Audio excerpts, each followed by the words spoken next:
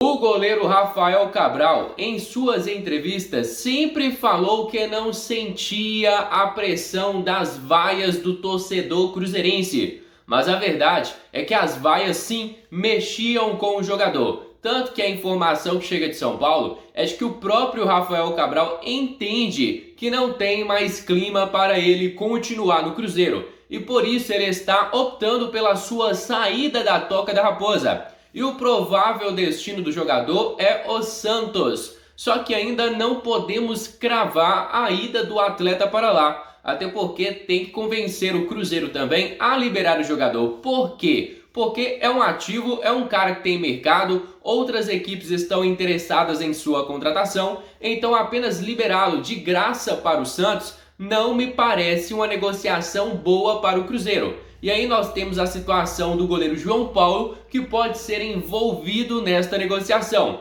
Até o jornalista, o Ricardinho, lá da TNT Sports, que é comentarista, é um cara que está sempre fazendo participações por lá, o Ricardinho Martins, ele trouxe a informação que de fato o Cruzeiro tem interesse na contratação do João Paulo e, na minha opinião, pode ser uma boa troca. É um goleiro que viveu também um momento ruim na temporada passada, mas que neste ano esteve na seleção do Campeonato Paulista, eleito melhor goleiro do Campeonato Paulista. E após ele cometer aquele pênalti na final do Paulistão, ele acabou voltando a ser criticado pelo torcedor santista, que já não vê mais no João Paulo aquela unanimidade. Vamos aguardar e esperar mais detalhes. Eu vou até colocar aqui na tela para vocês as palavras do jornalista Jorge Nicola, da Rádio 98 FM, onde ele detalha mais sobre esta negociação, sobre o que o Santos quer para liberar o goleiro João Paulo para o Cruzeiro. Quero começar com uma exclusiva.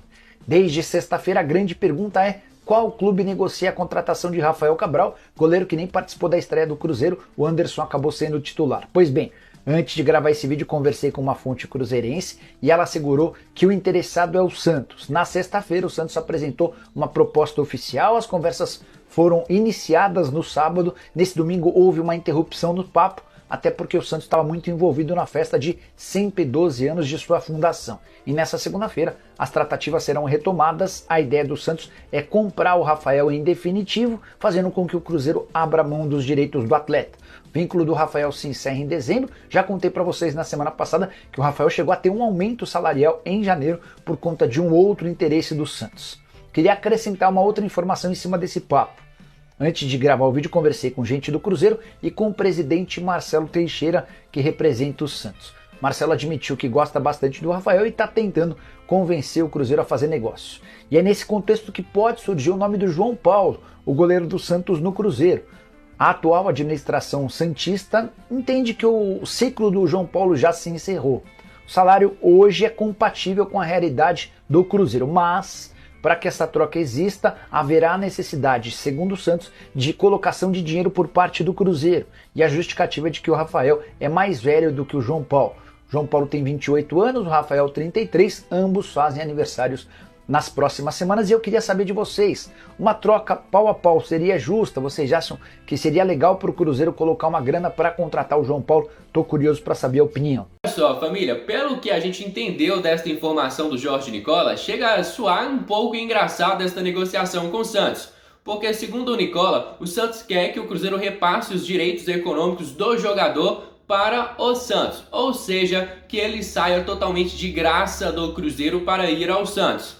É uma situação ali que para mim tudo bem, não gosto do Cabral. E aí o Cruzeiro demonstra interesse na contratação de João Paulo e o Santos quer cobrar pela transferência do atleta. Pera aí, né? Como é que você vem aqui, pede um goleiro totalmente de graça e quer cobrar pela saída do seu goleiro? Não faz o menor sentido. E é por isso que eu não cravo até este momento a saída do Cabral e nem a vinda do João Paulo para a Toca da Raposa. Porque é uma negociação que vai ter que ser melhor conversada para que as duas partes saiam ganhando. Não só o Santos, porque se ficar desse jeito, o Santos querendo cobrar pelo João Paulo e querendo o Rafael Cabral de graça, só o Santos vai sair ganhando nesta negociação. Olha só, família, ontem o Neres fez até uma boa partida, até o momento em que ele falha no gol do Botafogo. Isso porque naquele escanteio nós tínhamos o Veron marcando o Danilo, não faz sentido algum. Veron mais uma vez participando de um lance negativo do Cruzeiro contra o Allianz Foi ele que fez a falta que causou no gol do Allianz de empate.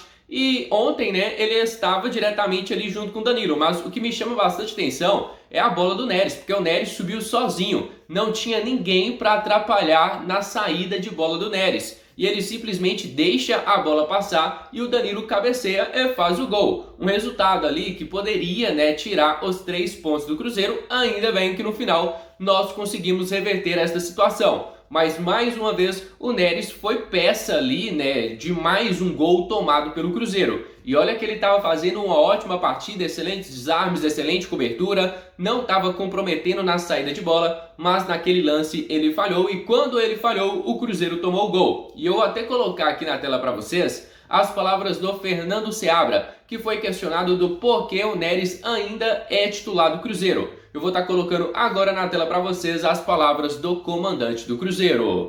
Eu queria voltar também num ponto que é em relação ao Neres mesmo. Queria que você explanasse melhor o que, além dessas questões de 2 lances no jogo, né? Hoje mesmo foi um jogo que o Neres fez um desarme primordial ali, né, no segundo tempo, mas também estava envolvido no lance do gol. Em outros jogos também ele fez bons lances, mas também errou. Eu queria saber assim, o que credencia ele a ser titular, a essa confiança, em relação aos outros, se é a questão de treinamento, se ele treina muito bem, e também o próprio, né, João Marcelo, que sempre é bem elogiado, que também fez uma boa dupla com o Zé Ivaldo, nem sofreu gols. Então eu queria saber como que anda essa disputa, né? O que você está levando mais em consideração. Obrigado. Antes de mais nada, não tem só esses 3 no elenco. Tem outros jogadores com condição de jogar também e que estão trabalhando muito bem, tá certo? Eu não posso criar um ambiente, e eu acabei de chegar, que quando acontece uma falha, eu tiro o jogador. Aí eu fico preso a essa coerência. No jogo seguinte, outro falha, o que eu vou fazer? Eu tenho que tirar o jogador. No jogo seguinte, outro falha uma vez, o que eu tenho que fazer? Eu tenho que tirar o jogador. Porque se eu não agir com coerência, a minha liderança desaba. E eu preciso gerar um ambiente seguro para os jogadores. Você falhou, você não foi bem, está aqui as informações, ficou alguma dúvida? Vamos melhorar. Se melhorar, sustenta uma oportunidade maior de jogar. Se não melhorar, tem outros jogadores trabalhando para ter essa oportunidade. No último jogo, teve outros jogadores que falharam e que tiveram a chance de novo. Por quê? Porque trabalharam e porque os jogadores precisam saber que quando aquele que estiver trabalhando durante 20 rodadas tiver uma chance, se ele fizer um jogo ruim, pô, acabou para mim. Fiz um jogo e saí de novo, porque é assim que funciona. Não pode ser assim. Eu preciso gerar um ambiente seguro de aprendizado e de crescimento. Então, não vai ser uma falha num jogo isolado que vai tirar um jogador. E como eu falei, o jogo contra a Aliança foi o meu primeiro jogo. Então, a partir daí, começa a gestão de oportunidade. E não antes disso. Eu não estava aqui antes disso.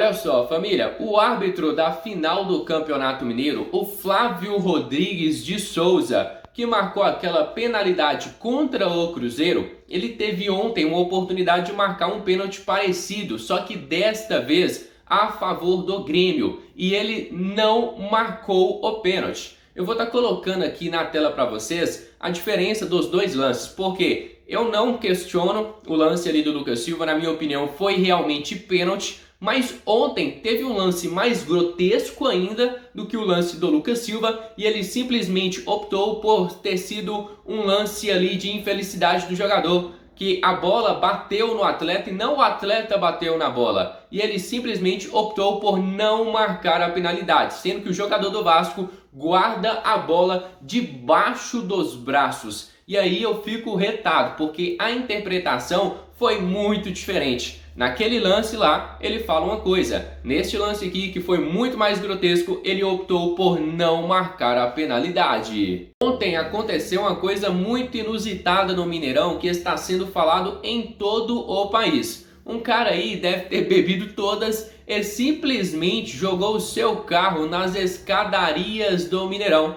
Ele disse que viu uma placa ali, né, falando saída. Ele disse que não tem costume de ir no Mineirão e apenas entrou com o carro. E depois o carro foi ladeira abaixo. O carro caiu na escada, teve que chamar bombeiro para tirar o carro ali daquela situação, porque não saía dali de jeito nenhum sozinho. E ele simplesmente, saindo do estacionamento, falou que não tinha costume com o Mineirão, viu uma placa com a saída escrito e pensou, pô, vou enfiar o carro ali para ver o que acontece. E olha só o que aconteceu. Essa imagem tá rolando em todo o país. E agora, família, eu vou estar encerrando por aqui o nosso conteúdo e espero de coração que vocês tenham gostado do nosso trabalho. Se gostou, deixa aqui o seu gostei e também já se inscrevam no nosso canal. Fica agora com o meu grande abraço, fica com Deus e até a próxima. Fui!